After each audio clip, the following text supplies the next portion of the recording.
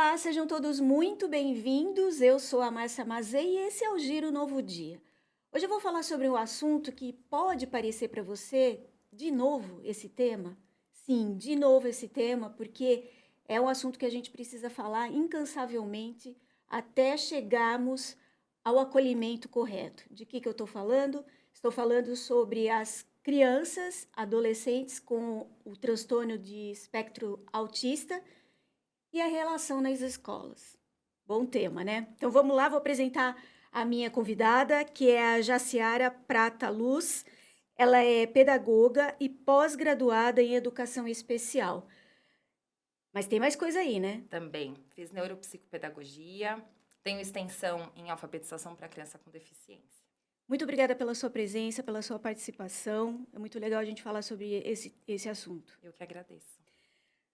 Como é que a escola, ela até fez uma correção antes da gente entrar aqui no ar e eu achei fantástica que não é inclusão, né? É, Seria o acolhimento. quando a gente fala em inclusão, né? O aluno de inclusão, a gente automaticamente está excluindo. Porque se a gente for pensar na palavra inclusão, quem não precisa ser incluído? Né? Quem não precisa se sentir acolhido, aceito, pertencente, capaz, respeitado? Isso vale para todos. E não só para a pessoa com deficiência ou para a pessoa com autismo. A escola hoje, como é que ela tem avançado nesse sentido?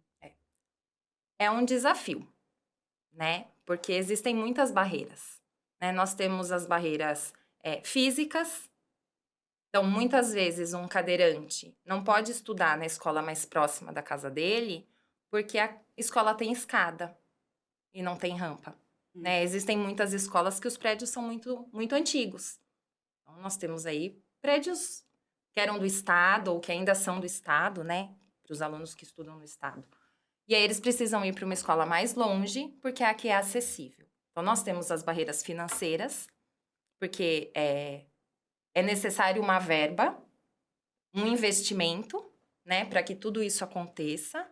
Nós temos as barreiras de formação, porque a formação não é barata, né, e às vezes para fazer um estudo mais aprofundado. Nós também temos as barreiras atitudinais. Eu estou dizendo algumas delas, né, porque nós temos infinitas. Mas a atitudinal é uma que é bastante forte. Que seria o quê? É quando a gente olha e diz, ai, coitado. Ai, ele não consegue. Ai, Reduz a exatamente. criança. Né? Então, muitas vezes a gente nem oportuniza que ele possa fazer. Né? E isso vale para toda criança com deficiência. Muitas vezes a gente faz isso e não é por querer. Né? A gente vem de um processo. Então, nós temos na educação especial aí a segregação, que os alunos não frequentavam, a gente não via pessoa com deficiência na rua. Né? Eles estavam dentro de casa. Muitos deles não acessavam escola, nem a escola especial, né? Estavam trancados mesmo. Aí a gente vem de um processo deixa de ser essa segregação e passa a ser integração. Então, aí algumas escolas têm as salas especiais. Então, eles estavam inseridos nesse contexto, mas é só em alguns momentos. E em algumas escolas. E em algumas escolas. A gente tinha escolas piloto. Então, por exemplo, no município que eu trabalhava, a gente tinha só uma escola, que era a minha escola. Então, nós tínhamos uma sala especial, acho que tinham 13 alunos. Na época, o único laudo que a gente tinha era de deficiência intelectual. Como eu disse, isso há mais de 12 anos atrás, pouco se falava em autismo. Né? Eu cheguei a fazer um curso de psicopedagogia e, na época, eu não me recordo de ter estudado sobre. Eu lembro do TDAH, que é o transtorno de déficit de atenção e hiperatividade, a dislexia, mas o autismo não. Então, a partir da Declaração de Salamanca, veio forte a questão da educação inclusiva, que aí sim, das crianças com deficiência, autismo, altas habilidades e superdotação, e outras síndromes, né, estarem inseridas no contexto escolar de fato, nas salas regulares. Então, é a partir daí. Então, nós temos muitos desafios, porque não é fácil, né? As barreiras são fortes, mas eu acredito que Eu comentei que a barreira atitudinal é a que mais pega, né? Só que eu penso que daqui 20 anos, quando essas crianças que hoje têm contato, convivem, percebem essas outras crianças, elas serão menos capacitistas. Porque nós não tivemos... Você tinha alguma criança com deficiência na sua escola? Não. Eu também não me lembro de ter. E eu, enquanto professora, eu fui ter a minha primeira criança com deficiência em 2014. Eu comecei a lecionar em 2004. Até então, tinha na escola uma criança com síndrome de Down. Mas aí cabe uma pergunta. Essas crianças, elas não estavam na escola porque a escola não estava acolhendo ou de uns tempos para cá aumentaram os laudos? Olha, quando a gente fala em autismo, a gente diz que teve um aumento de laudo. Mas não é que aumentaram-se os laudos. Eu acho que aperfeiçoaram-se os estudos. Okay. Então, antes a gente falava em autismo, em Asperger, em síndrome de Rett, como se fossem separados. Hoje, com os estudos, já se enquadram no transtorno do espectro autista. Então, aí a gente vai percebendo que talvez daqui a pouco mude de novo. Então, vem aí, né, o manual diagnóstico, o DSM, e ele vem mudando isso. Ele vem mudando os critérios diagnósticos para o autismo. Hoje, com os estudos, nós temos muitos diagnósticos tardios. Então, muitas pessoas que tinham algum prejuízo nem sabiam que eram autistas. Porque a gente sempre tem que pensar no prejuízo. O quanto isso traz prejuízo. E, às vezes, aquela criança que estudava e que não conversava, que não interagia muito, a gente falava que era tímida. E, de repente, ela não era tímida. E só ela sabe o quanto foi difícil estar inserida nesse meio. Um meio ruidoso, um meio cheio de informações, né? Ou então eram aquelas crianças que a gente falava que tinha um comportamento ruim. Como é que fica a participação dos professores, a preparação desses professores? As escolas... Ou é um profissional que chega para dar esse acolhimento para essas crianças? Não, na verdade, eu sempre gosto de dizer que a educação especial, ela é uma engrenagem. Certo. E que ela não anda sozinha. Então, a escola, ela não vai caminhar sozinha. O professor não vai caminhar sozinho. Quando o professor caminha sozinho, é que fica muito difícil, né? Só que essa engrenagem nem sempre funciona tão bem. Então, Por quê? Porque o sistema ainda é falho, okay. Né? A gente tem aí, precisa de políticas públicas a nível federal, porque não é um desafio de Jundiaí, não é um desafio da cidade vizinha, do estado de São Paulo, Exato. É um desafio nacional. Se a gente for olhar e for pesquisar, alguns estados têm muito mais dificuldade do que o estado de São Paulo, por exemplo. Sim. Né? Se a gente for comparar tamanho e tudo mais. É uma engrenagem que não anda sozinha. Então, ela precisa que o sistema de saúde funcione, porque essas crianças com autismo, elas precisam ter terapia, né? E a gente fala da criança com autismo porque hoje a proporção deles é muito maior. Mas a gente ainda tem as crianças com síndromes raríssimas. Nós temos crianças com deficiência intelectual, nós temos criança com síndrome de Down.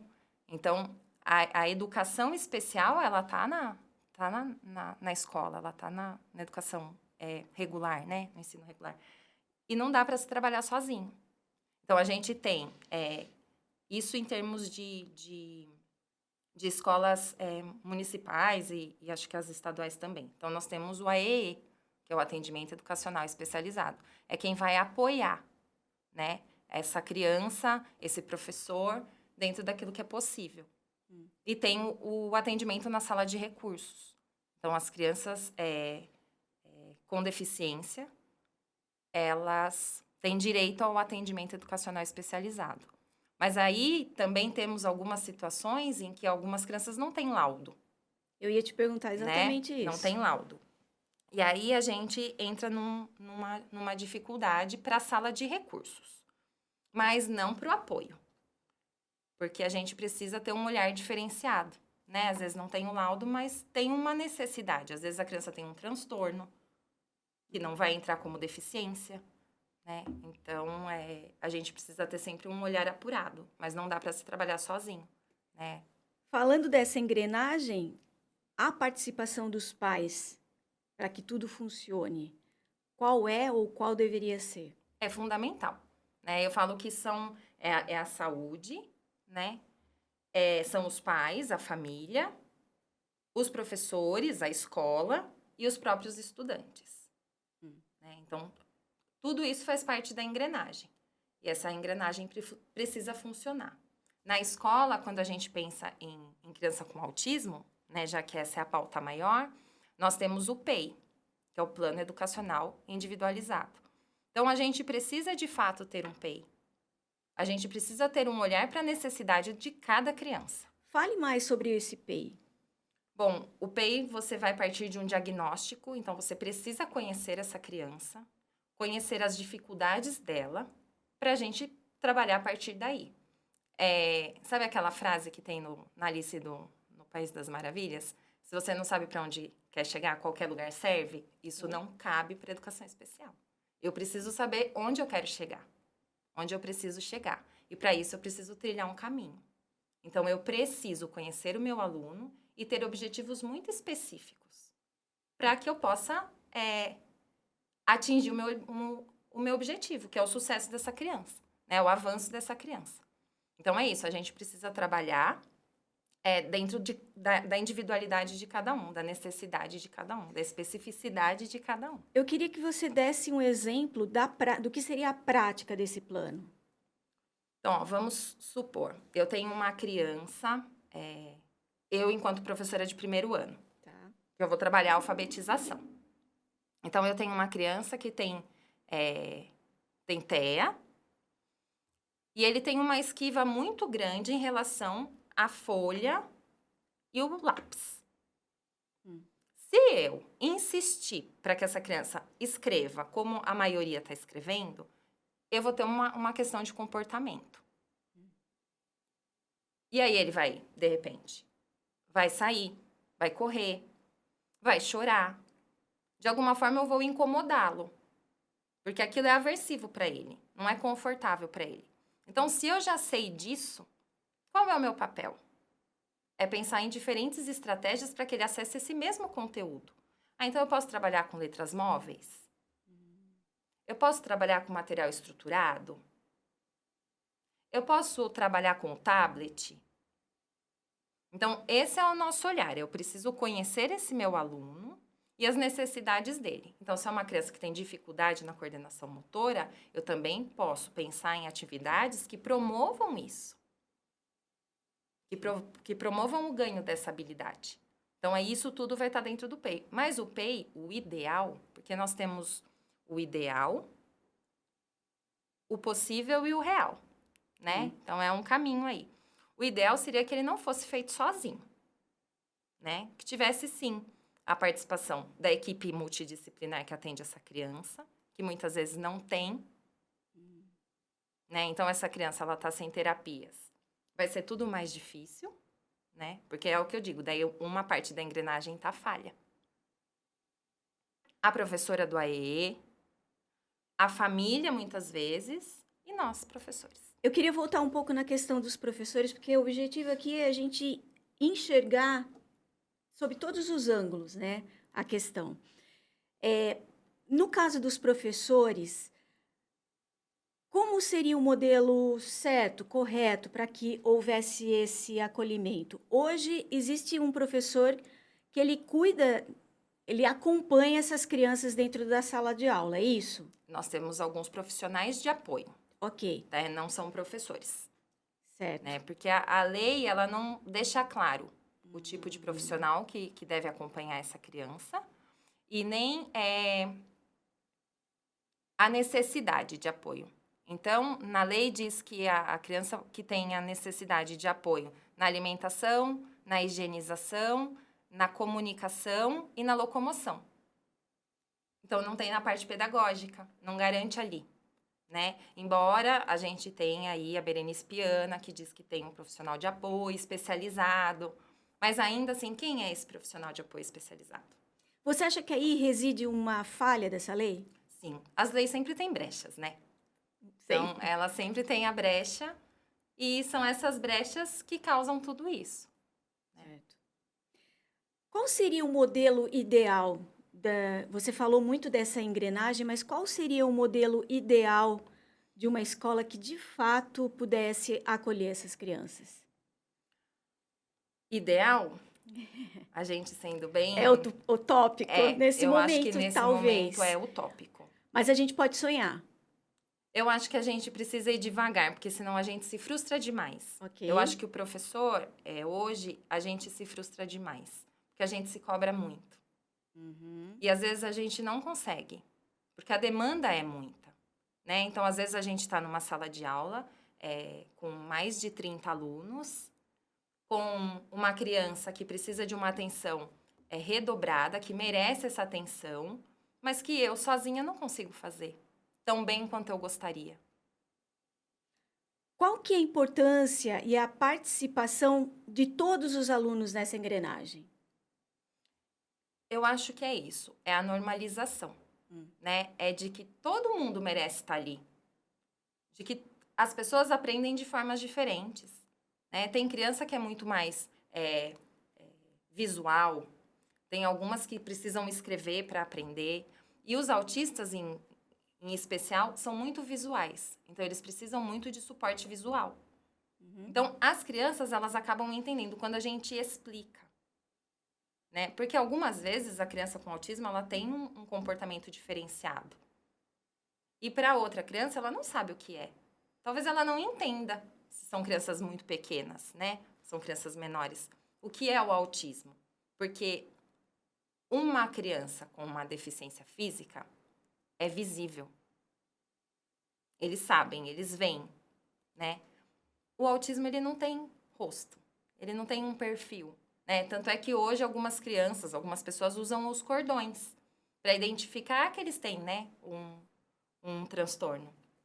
E então muitas vezes as crianças não entendem. Então, eu, enquanto professora, eu tive uma criança, eu tinha 2 crianças com autismo na sala.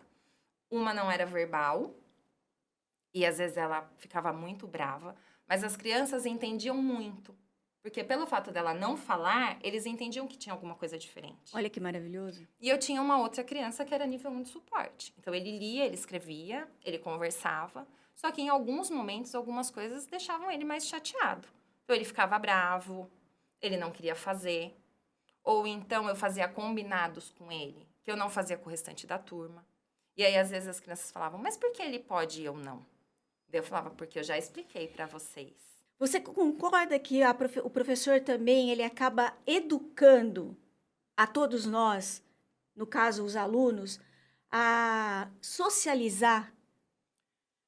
Eu acho, Márcia, que o fundamental é a gente ter em mente de que as pessoas, elas são diferentes. Tá? Elas têm características diferentes. E se a gente trabalhar com as crianças essa diversidade, não vai fazer diferença para ele ser autista, se é estrangeiro, Ok. se eles entenderem e respeitarem essa diversidade. Porque para as crianças, criança é criança. É, total.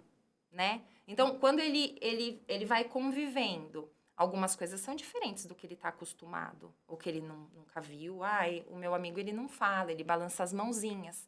Mas aí a gente explica que ele entende as coisas de uma maneira diferente. Mas serão adultos mais preparados. Com certeza. É nesse sentido que eu quis dizer. Com certeza. Porque hoje, pra gente, muitas vezes é estranho, né? Ou então a gente se surpreende, né? Quando a gente vê uma pessoa com deficiência fazendo alguma coisa, né? Nossa! Por que a surpresa? Exato. Porque a gente já tem, assim, lá no nosso subconsciente de que ele não é capaz daquilo. Então, quando ele faz, nossa! E eu penso que essas crianças que convivem com isso, com essa diversidade, não vai ter isso. Eles agem com muito mais naturalidade. Então, para eles não é um espanto quando alguém faz uma coisa. Não, para eles é natural. Sim. Né? Estudos apontam um crescimento do autismo, de diagnósticos. Você enxerga isso com preocupação? E mais, como é que você vê o futuro? Não, eu não vejo isso como preocupação. Boa. Não me preocupa. Eu vejo isso como uma realidade. E fico feliz, porque a partir do diagnóstico, a gente consegue entender várias coisas e em crianças pequenas, fazer intervenção precoce, né? Se eu tenho um diagnóstico tardio, os prejuízos são muito maiores. Então, eu tenho uma criança que lá, com 1 ano e meio, já começa a demonstrar alguns atrasos no desenvolvimento. Se eu relevar, esses atrasos vão ficar cada vez maiores. Então, ela vai ficar cada vez mais distante daquilo que é esperado para a faixa etária dela. Se eu tenho um diagnóstico precoce, essa criança vai ter um atendimento, né? Vai ter as terapias e vai ser trabalhado nela a aquisição dessas habilidades. Então, uma criança que tem autismo, uma pessoa que tem autismo, que tem a intervenção desde cedo, quando ela chegar no ensino fundamental, que hoje é a nossa maior dificuldade, às vezes a gente chega e tem no primeiro ano, eu vou sempre dizer o primeiro ano porque é onde eu sempre trabalhei, uma criança que não senta. Essa é uma habilidade básica. A gente precisa saber sentar. O que parece tão óbvio. Olha, nossa, como que alguém não sabe sentar? Mas a gente precisa ensinar a sentar. Então, se essa habilidade fosse trabalhada lá na creche, vamos dizer assim, quando ele chegasse no primeiro ano, ele já saberia sentar, ele já teria outras habilidades. Então, eu acho que esse aumento de diagnóstico é bom por isso. Porque você possibilita que essas pessoas tenham um atendimento necessário, que nem sempre tem. Porque as filas na rede pública, no SUS, são muito grandes para atendimento. Eu acho que, falando em sala de aula, hoje às vezes a gente escuta assim, nossa, mas tem 2 autistas na sala. Tem 3 autistas na sala. Eu acho que no futuro nós teremos 10, 12 autistas na sala. Eu acho que o aumento, ele vem mesmo, né? E eu também acho que, às vezes, ainda existem diagnósticos que nem é autismo. Para finalizar agora de verdade, eu queria que você dissesse o que é que a sociedade deve fazer para acolher a todos nós, inclusive pessoas que têm transtorno. Eu acho que é isso. É para além de um diagnóstico. É olhar para o outro como outro ser humano. E nós todos somos seres humanos, independente do laudo que a gente tenha, do diagnóstico que a gente tenha. Então, eu acho que é isso. É olhar para o outro como um igual a mim. Maravilhoso. Eu acho que é isso. Quero agradecer muito a sua participação, Eu que adorei. agradeço, Márcia. Volte outras vezes, porque Obrigada. como eu disse inicialmente, é um tema que a gente vai cansar de falar, sabe por quê? A gente ainda está aprendendo com tudo isso, a gente está aprendendo a lidar. Certamente eu aqui devo ter feito colocações que não são certas, não estão corretas, porque eu também estou aprendendo. Então, por isso a necessidade de nós falarmos sobre o TEA e tudo que circunda e todos os outros transtornos, porque, como bem disse a minha convidada, isso faz parte hoje da nossa realidade, certo? Espero que vocês tenham gostado desse giro. Não esqueçam, curtam, comentem, compartilhem. Eu volto e eu espero você. Beijo, tchau!